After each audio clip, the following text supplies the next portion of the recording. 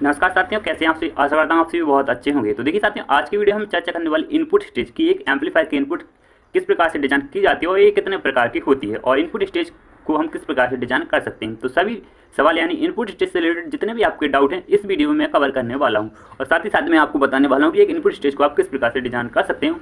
और अभी तक आपने इस चैनल को सब्सक्राइब नहीं किया तो सब्सक्राइब तो कर ही लीजिएगा और वीडियो पसंद आए तो इस वीडियो को लाइक भी जरूर कर दीजिएगा। तो आइए इस वीडियो में आगे बढ़ते हैं। तो देखिए, सबसे पहले तो मैं आपको बताने की कोशिश करूंगा कि जो इनपुट स्टेज होती है हमारी वो क्या होती है, यानी इनपुट स्टेज का काम क्या होता है। तो देखिए, इनपुट स्टेज जो होती है वो हमारे जो इनपुट सिग्नल होता है जो करीब मिली वोल्ट में होता है, मिली वोल्ट से कम ही होता है, तो वो मिली वोल्ट को करीब 1 वोल्ट में लाने का काम इनपुट स्टेज करती है। यानी जो इनपुट स्टेज में ट्रांजिस्टर वगैरह लगे होते हैं वो जो हम सिग्नल देते हैं उसे वो करीब 1 वोल्ट के लेवल में ले आती है। फिर इसके बाद वो बायसिंग सेक्शन में जाता है, फिर इसके बाद ड्राइवर और ड्राइवर के बाद हमें आउटपुट स्टेज के थ्रू आउटपुट देखने को मिल जाता है। तो देखिए, यदि हम अपनी इनपुट स्टेज को अच्छे से डिजाइन नहीं करेंगे तो हमें यहाँ पर साउंड भी अच्छी देखने को नहीं मिलेगी। तो इसीलिए आपको ये जानकारी होना आवश्यक है कि इनपुट स्टेज में यानी एम्पलीफायर की इनपुट स्टेज डिजाइन करते समय हमें क्या क्या सावधानी रखनी चाहिए जिससे कि हमारी यहाँ पर साउंड क्वालिटी बहुत अच्छी हमें देखने को मिल जाए। तो सबसे पहले तो बात करते हैं कि जो हमारी इनपुट स्टेज होती है कितने प्रकार की होती है। तो साथियों, मैं आपको बता दूँ कि इनपुट स्टेज हमारी 3 प्रकार की होती है और ऑलमोस्ट 4 प्रकार की भी होती है जो हम किसी अन्य वीडियो में चर्चा करेंगे, क्योंकि वो इनपुट स्टेज आपको बहुत कम ही एम्पलीफायर में देखने को मिलेगी। तो देखिए, जो ज़्यादातर एम्पलीफायर में इनपुट स्टेज यूज की जाती है वो होती है पीएनपी ट्रांजिस्टर की इनपुट स्टेज। यह जाती है जिसमें 2 पीएनपी ट्रांजिस्टर लगाए जाते हैं, एक इनपुट स्टेज का एक डिफरेंशियल स्टेज का। और इसके बाद आपको एनपी ट्रांजिस्टर की इनपुट स्टेज देखने को मिल जाती है जो कि बहुत कम एम्पलीफायर में ही आपको देखने को मिलती है। तो देखिए, एनपी ट्रांजिस्टर की इनपुट स्टेज भी पीएनपी ट्रांजिस्टर की इनपुट स्टेज यानी समान होती है, एक सी होती है। लेकिन जो हमारी तीसरे नंबर की इनपुट स्टेज है ये थोड़ी अलग होती है। इसमें 2 ट्रांजिस्टर पीएनपी यूज की जाती है, 2 ट्रांजिस्टर यहाँ पर एनपी ट्रांजिस्टर यूज की जाती हैं। तो देखिए, आज की वीडियो हम पीएनपी ट्रांजिस्टर की इनपुट स्टेज को का डायग्राम सर्किट आपको एक्सप्लेन कराएंगे और कल की वीडियो में हम एनपीएन ट्रांजिस्टर की और परसों की वीडियो में एनपीएन प्लस पीएनपी ट्रांजिस्टर की इनपुट स्टेज को मैं एक्सप्लेन करा दूंगा। यानी 3 वीडियो आएंगे इनपुट स्टेज के ऊपर। तो इतने में हम अपनी इनपुट स्टेज को कवर कर लेते हैं। तो देखिए, सबसे पहले तो मैं आपको एक बेसिक सी यानी simple C input stage draw करके बताता हूँ, इसके बाद हम इस वीडियो को और आगे बढ़ाएंगे। तो देखिए, यहाँ पर मैंने 2 ट्रांजिस्टर यहाँ पर ड्रॉ किए हैं और दोनों ही ट्रांजिस्टर यहाँ पर पीएनपी ट्रांजिस्टर हैं, जैसा कि आप एरो से देख ही पा रहे होंगे। तो देखिए, अब सवाल उठता है, यानी आपके मन में अब सवाल आया होगा कि हम यहाँ पर कौन से ट्रांजिस्टर लगाएं, यानी कौन से ट्रांजिस्टर यहाँ पर लगाएं इनपुट स्टेज में। तो कोई भी ट्रांजिस्टर लगा सकते हैं, लेकिन ट्रांजिस्टर लगाने से पहले आपको यहाँ पर वर्किंग वोल्टेज को देखना आवश्यक होगा, क्योंकि यदि हमारा वर्किंग वोल्टेज ज़्यादा है और हमने यहाँ पर कम वोल्टेज के ट्रांजिस्टर लगाए हैं तो हमारे ट्रांजिस्टर यहाँ पर खराब होने के चांसेस यहाँ पर ज़्यादा रहते हैं। तो देखिए, यहाँ पर यदि आपका वोल्टेज मान लीजिए यहाँ पर 35 वोल्ट है तो आप यहाँ पर A1015 या फिर BC543 या फिर BC548 ट्रांजिस्टर आते हैं, ये ट्रांजिस्टर इजीली लगा सकते हैं। लेकिन इससे ज़्यादा ट्रांजिस्टर है तो आपको इससे ज़्यादा वोल्टेज के ट्रांजिस्टर जैसे लगाने होंगे, जैसे कि 3229 और A733 ये ट्रांजिस्टर आप यहाँ पर लगा सकते हैं। अदरवाइज आप इसकी डाटा शीट से इसकी वोल्टेज देखकर अपने एम्पलीफायर के वोल्टेज के हिसाब से यहाँ पर ट्रांजिस्टर लगा सकते हैं।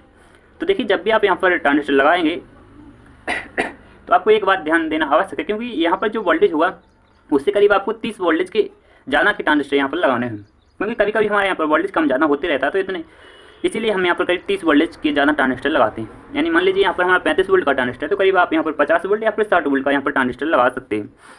तो देखिए, यहाँ पर क्या किया जाता है कि इसके एमीटरों को कॉमन कर दिया जाता है कि यदि हमारे एम्पलीफायर हाई वोल्टेज होता है तो इस ट्रांजिस्टर के कलेक्टर पर भी एक रजिस्ट्रेशन लगा देते हैं, अदरवाइज इस ट्रांजिस्टर के कलेक्टर को डायरेक्टली हम माइनस सप्लाई से कनेक्ट कर देते हैं। यहाँ पर एक रजिस्ट्रेशन लगी होती है इस पॉइंट से, यानी इस ट्रांजिस्टर के कलेक्टर से हमें यहाँ पर आउटपुट देखने को मिल जाता है, यानी जो भी हम इस ट्रांजिस्टर के बेस पर इनपुट देते हैं वो आउटपुट हमें यहाँ पर देखने को मिल जाता है। तो देखिए, यहाँ पर हम कौन सी रजिस्ट्रेशन लगा सकते हैं ये भी एक सवाल खड़ा होता है। तो देखिए, यहाँ पर हमें जो भी वोल्टेज मिलना चाहिए वो 0.7 वोल्ट इस ट्रांजिस्टर की कलेक्टर पर देखने को मिलना चाहिए। तो सपोज कीजिए यहाँ पर आप 1 के रजिस्ट्रेशन लगाते हैं तो आपको यहाँ पर पॉजिटिव वोल्टेज इतना रखना है कि यहाँ पर आपको 0.7 वोल्ट देखने को मिल जाएंगे, क्योंकि यही वोल्टेज हमारे यहाँ पर जो ट्रांजिस्टर लगता है उसके लिए अवेलेबल कराता है। देखिए, यहाँ पर आप चाहें तो एक ट्रांजिस्टर या फिर जीना डायोड मेथड से यहाँ पर वोल्टेज को यानी एडजस्ट कर सकते हैं। यहाँ पर आप यहाँ पर डायरेक्टली रजिस्ट्रेशन लगाकर यहाँ पर वोल्टेज को फिक्स यानी वोल्टेज डिवाइडर क्रिएट कर सकते हैं। तो सबसे बेस्ट तरीका है ट्रांजिस्टर से या फिर जीना डायोड के थ्रू यहाँ पर वोल्टेज को क्लैम्प करके यहाँ पर आप वोल्टेज का अरेंजमेंट कर सकते हैं। तो देखिए, यहाँ पर हमने वोल्टेज लाने के लिए यानी इस ट्रांजिस्टर के एमीटर पे वोल्टेज लाने के लिए हमने यहाँ पर एक ट्रांजिस्टर यूज किया है। तो देखिए, इस ट्रांजिस्टर के एमीटर पे एक रजिस्ट्रेशन लगाई गई है। तो ये रजिस्ट्रेशन किस लिए लगाई गई है, तो ये भी एक सवाल खड़ा होता है कि देखिए साथियों, इस जो ट्रांजिस्टर यहाँ पर लगाते हैं वो यहाँ पर यही ट्रांजिस्टर मान लीजिए यहाँ पर ये 10-15 के यहाँ पर ट्रांजिस्टर लगे हुए हैं। तो ये 10-15 का ट्रांजिस्टर ये भी है। तो देखिए, इसका जो जो इसका एम्पियर होता है वो इतना नहीं होता है कि इतने वोल्टेज की सपोर्ट कर ले। तो एम्पियर की लिमिटेड यानी एम्पियर को लिमिटेड करने के लिए हम यहाँ पर एक रजिस्ट्रेशन का यूज करते हैं। तो आप चाहें तो यहाँ पर 220 या फिर आप यहाँ पर 330 या फिर 560 या फिर 820 या फिर 1 के रजिस्ट्रेशन भी आप यहाँ पर ईजिली लगा सकते हैं। तो देखिए मान लीजिए यहाँ पर मैंने यहाँ पर 1 के की रजिस्ट्रेशन लगा दी है। तो देखिए यहाँ पर आप कौन सी रजिस्ट्रेशन लगा सकते हैं, तो अब सवाल होता है ये खड़ा। तो देखिए यहाँ पर मान लीजिए मैंने यहाँ पर 2.7 की रजिस्ट्रेशन लगा दी। तो देखिए यहाँ पर सवाल यानी अब सवाल खड़ा होता है कि यहाँ पर कौन सी रजिस्ट्रेशन लगाएं, यहाँ पर कौन सी रजिस्ट्रेशन। तो देखिए यदि आप यहाँ पर 1 के की लगाते हैं तो आपको यहाँ पर 2 के की रजिस्ट्रेशन लगानी होगी। अदरवाइज यहाँ पर आप 220 ओम की लगाते हैं तो आप यहाँ पर 560 या फिर इससे ज़्यादा ओम की यानी 820 ओम की रजिस्ट्रेशन ईजिली लगा सकते हैं, कोई प्रॉब्लम वाली बात नहीं। अदरवाइज मैं आपको एक सिंपल सा तरीका बताता हूँ कि देखिए आप यहाँ पर लगा दीजिए, मान लीजिए यहाँ पर आपने 220 ओम की रजिस्ट्रेशन लगा दिए, तो आप यहाँ पर आपने 820 ओम की रजिस्ट्रेशन लगा दी। अब आपको कुछ नहीं करना, केवल आपको इस ट्रांजिस्टर के बेस पर इतना वोल्टेज रखना है कि आपको यहाँ पर 0.7 वोल्ट पॉजिटिव में देखने को मिल जाए, और जितने में आपको यहाँ पर 0.7 वोल्ट पॉजिटिव में देखने को मिल जाए उतने ही यानी उतना ही अरेंजमेंट आपको छोड़ देना है, उतने में ही अपने एम्पलीफायर को छोड़ देना है। तो देखिए मैंने 2 डायोड लगा दिए हैं और अभी आपको ये ट्रांजिस्टर यहाँ पर वर्किंग मोड में नहीं देखने को मिलेगा। यहाँ पर आपको एक लोड रजिस्ट्रेशन भी लगानी होगी। जी हमने यहाँ पर एक 10 के रजिस्ट्रेशन लगाई हुई, डायोड हमारे यहाँ पर 4060 डायोड होंगे। तो देखिए इतना अरेंजमेंट करने के बाद आपको इस ट्रांजिस्टर की बेस पे करीब 0.9 वोल्ट देखने को मिल जाएंगे, और यहाँ पर आपको 0.7 या फिर 8 वोल्ट देखने को मिल जाएंगे। यहाँ पर आपको 0.7 वोल्ट या फिर 6 वोल्ट देखने को मिल जाएंगे। तो यहाँ पर जो वोल्टेज होने चाहिए वो यहाँ पर 0.5 वोल्ट से 0.8 वोल्ट के लगभग होने चाहिए। तो इतने वोल्टेज आपको इस ट्रांजिस्टर के कलेक्टर पर देखने को मिलना चाहिए। तो देखिए इतना ध्यान रखना होता है हमें एक इनपुट स्टेज बनाते समय। तो देखिए यहाँ पर यानी जो ट्रांजिस्टर इनपुट स्टेज का आप ट्रांजिस्टर देखें, ये यदि हम यहाँ पर इनपुट देते हैं तो ये काम नहीं करेगा। जी हाँ साथियों, अभी ये काम नहीं करेगा। यहाँ पर एक इनपुट कैपेसिटर भी लगाना होता है, क्योंकि जो हमारी इनपुट होती है यानी इनपुट स्टेज का ट्रांजिस्टर होता है, इस पर कुछ वोल्टेज भी होती हैं। तो वोल्टेज हमारे जो इनपुट मॉड्यूल वगैरह होते हैं उसे खराब ना करे, तो इसीलिए हम यहाँ पर एक कैपेसिटर लगा देते हैं, जिससे कि यहाँ पर 0 वोल्ट और जो हमारा AC सिग्नल होता है वो यहाँ पर इजीली जा सके इस ट्रांजिस्टर की बेस पर। तो देखिए जब तक ये ट्रांजिस्टर कंडक्ट नहीं करेगा, जब तक कि हम इस पर कोई भी वोल्टेज लाएंगे।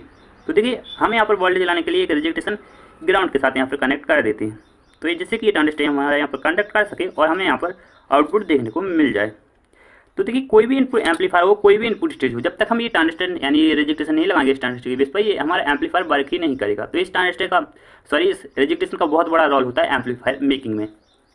तो आप यहाँ पर कौन सी रजिस्ट्रेशन लगा सकते हैं, तो देखिए आप यहाँ पर मेरे हिसाब से आप यहाँ पर एम्पलीफायर की जितना आप गैंग रखना चाहते हैं उस हिसाब से यहाँ पर रजिस्ट्रेशन लगा सकते हैं, क्योंकि एम्पलीफायर का गैंग करीब 20% इसी रजिस्ट्रेशन से डिसाइड होता है। तो आप यहाँ पर 330 के की या फिर आप इससे कम या ज़्यादा की रजिस्ट्रेशन लगा सकते हैं। तो देखिए इतना ही अरेंजमेंट होता है एक इनपुट स्टेज में। तो देखिए इस प्रकार से एक इनपुट स्टेज ड्रॉ की जाती है, और नेक्स्ट बातें जितनी भी बातें रहेंगी वो हम कल की वीडियो में डिस्कस करेंगे। तो कैसी लगी वीडियो कमेंट में जरूर बताइएगा। जब तक के लिए जय हिंद, वंदे मातरम। आज की वीडियो में बस इतना ही। नेक्स्ट वीडियो में हम समझेंगे कि जो हमारी NPN ट्रांजिस्टर की इनपुट स्टेज होती है वो उसे कैसे कवर करते हैं। तो देखिए वीडियो यहाँ पर काफ़ी लंबा हो चुका है, तो इसलिए मैं इस वीडियो में ज़्यादा जिक्र नहीं कर रहा हूँ। कल की वीडियो में उसे और डिटेल से समझने की कोशिश करेंगे।